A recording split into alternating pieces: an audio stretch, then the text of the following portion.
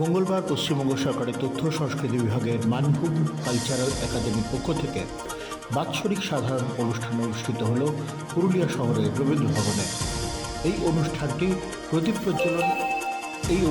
প্রদীপ প্রজ্বলন করে এর শুভ সূচনা করেন মানভূম কালচারাল একাডেমির চেয়ারম্যান হংসেশ্বর মাহাতো। এছাড়া উপস্থিত ছিলেন পুরুলিয়া পৌরসভার চেয়ারম্যান নবেন্দু মাহালি, পুরুলিয়া জেলা পরিষদের মেন্টর সহদেব মাহাতো, সিধু কানু বিরসা মুন্ডা বিশ্ববিদ্যালয়ের অধ্যাপক ডক্টর পবিত্র চক্রবর্তী, বিশিষ্ট কবি এবং সাহিত্যিক দয়াময় রায়, ছৌশিল্পী মলয় চৌধুরী সহ আরও অনেকে। বিষয়টা হচ্ছে যে দেখুন, আমি রায়গঞ্জ বিশ্ববিদ্যালয়ে কম্পিউটার অ্যান্ড ইনফরমেশন সায়েন্স বিভাগের অধ্যাপক এবং আমি 2016 সাল থেকে এই বিভাগে আছি। 2020 সালে আমি মেক্সিকোর অ্যাজটেকা বিশ্ববিদ্যালয়ে ডক্টর আগস্টিনিও ইন্টারন্যাশনাল পোস্ট ডক্টরাল ফেলোশিপের জন্য মনোনয়নপত্র দিই এবং 2021 সালে আমি FAU ফেলো অব অ্যাজটেকা ইউনিভার্সিটির একটা অ্যাওয়ার্ড পাই।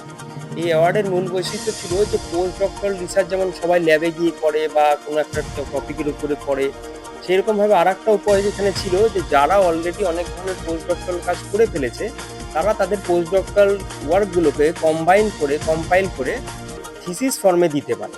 তো তার এই নিরিখে 2022 সালে আমি DSc ডিগ্রি অর্জন করি এই অ্যাজটেকা বিশ্ববিদ্যালয় থেকে ইনফরমেশন সায়েন্স অ্যান্ড টেকনোলজির উপর।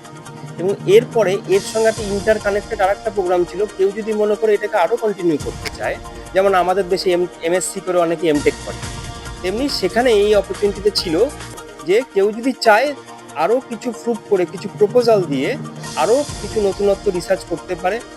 এবং সেক্ষেত্রে আমি ডক্টর অফ টেকনোলজির ইন্টিগ্রেটেড প্রোগ্রামটাকে চুজ করি, যেটা DSc ডিটেক একটা ইন্টিগ্রেটেড প্রোগ্রাম। এবং এই প্রোগ্রামের স্পেশালাইজেশন ছিল ডিটেকে আমার এগ্রিকালচারাল ইনফরমেটিক্স এবং ম্যানেজমেন্ট।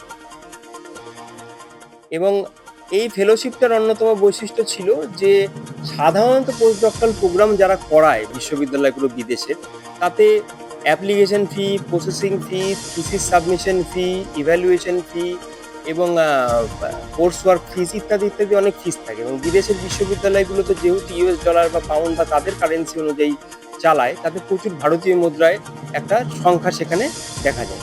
কিন্তু যেহেতু এই পোস্ট ডক্টরাল ফেলোশিপের আওতায় ছিলাম, তো আমার DScর মতো ডিটেক যে ডিগ্রিটি ভেরি রিসেন্টলি আমি পেয়েছি বিশ্ববিদ্যালয়ের তরফ থেকে, অ্যাজটেকা বিশ্ববিদ্যালয়ের তরফ থেকে, এক্ষেত্রেও আমার কোনো বাড়তি কোনো ফিস বা কোনো খরচ হয়নি।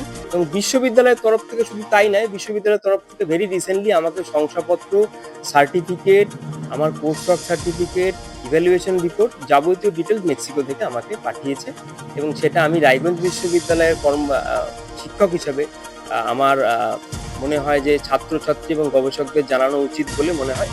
তো যার ফলে আমি এই ব্যাপারগুলোকে আপনাদের মাধ্যমে doctor Prantosh Kumar Pal, assistant professor computer and information science, Raiganj university. উনি একটি আন্তর্জাতিক বিশ্ববিদ্যালয় থেকে doctor of technology DTech in agriculture informatics and ম্যানেজমেন্টে ডিগ্রি পেয়েছেন এবং বেসিক্যালি এটা রিসার্চ ওরিয়েন্টেড। উনি খুব নিরন্তরভাবে চেষ্টা করেন রিসার্চে নিয়ে কতটা অগ্রগতি করা যায়। এবং আমি ডিপার্টমেন্টেও দেখেছি ওনার রিসার্চ স্কলাররা actively engaged in research in different aspects. তো সেই হিসাবে উনি আগেও বিশ্ববিদ্যালয় থেকে DSc পেয়েছিলেন আর কি। এবং তারই একটু আরো উচ্চতর রিসার্চ করার পরে উনি আবার পেয়েছেন ডিটেক, ডক্টর অফ টেকনোলজি। তো as a dean faculty of science and management, I must congratulate him. University Mexico এই ব্যাপারে আপনি আর্টসের কি এই ব্যাপারে আপনি কি বলবেন? আমাদের বিশ্ববিদ্যালয়ের সিআইএস ডিপার্টমেন্টের অধ্যাপক প্রফেসর প্রান্তোষ কুমার পাল মহাশয় আমাদেরকে আজকে উনি অবগত করিয়েছেন যে উনি উত্তর আমেরিকার মেক্সিকোর অ্যাজটেকা বিশ্ববিদ্যালয় থেকে ডিটেক ডিগ্রি পেয়েছেন, অর্থাৎ ডক্টর অফ টেকনোলজি ডিগ্রি পাচ্ছেন, যে ডিগ্রিটা সাধারণত DSc ডিগ্রির পরে অর্জন হয়ে থাকে। তো আমরা জানি যে ডক্টর অফ ফিলোসফি অর্থাৎ ডক্টরাল ডিগ্রি যেটা, সেটাই খুব মূল্যবান, খুব কম ছাত্রছাত্রী এটা অর্জন করে হায়ার এডুকেশনে।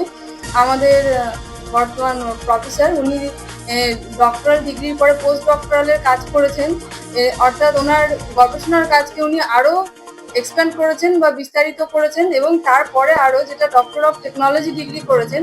এটা খুবই রেয়ার, খুব কম ব্যক্তি এই এত উচ্চ শিক্ষার দিকে থাকেন। আপনারা দেখছেন positive Barta platform. Think positive, be positive. নমস্কার, আমি Monika Sarkar, Santiniketan institute of polytechnic কলেজের তৃতীয় বর্ষের স্টুডেন্ট। পজিটিভ বার্তার উদ্যোগে শুরু হতে চলেছে এক নতুন অধ্যায়, শান্তিনিকেতন মেলা। আগামী 8ই পৌষ 24শে ডিসেম্বর এই মেলা বসছে বোলপুর মুলুকে তথা শান্তিনিকেতন মেডিকেল কলেজের পাশেই। আসুন আমরা সবাই মিলে অনুভব করি বাংলার মাটি, মানুষের পরিশ্রম এবং শিল্পের সৌন্দর্য।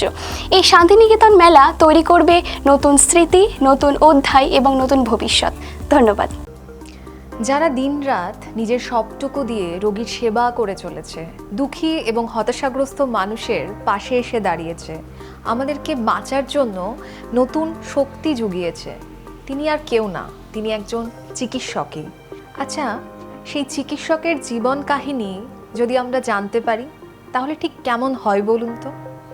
আপনারা ঠিকই শুনেছেন, আমরা আসছি পজিটিভ বার্তার উদ্যোগে আপনাদের কাছে সেই সব স্বনামধন্য চিকিৎসকদের জীবন কাহিনী নিয়ে। দেখতে চোখ রাখুন আমাদের পজিটিভ বার্তা ইউটিউব চ্যানেলে। নমস্কার। নমস্কার, পজিটিভ বার্তার উদ্যোগে আমাদের এক নতুন অভিনব উদ্যোগ শান্তিনিকেতন ই-হাট। সৃজনশীলতা, সংস্কৃতি এবং ডিজিটাল প্রযুক্তির এক দৃঢ় মেলবন্ধন। এখন থেকে লাইভ সম্প্রচার সরাসরি শুধুমাত্র আপনারা দেখতে পাবেন আমাদের পজিটিভ বার্তা প্ল্যাটফর্মে, সোম থেকে রবি বিকেল 3টে থেকে 5টা পর্যন্ত।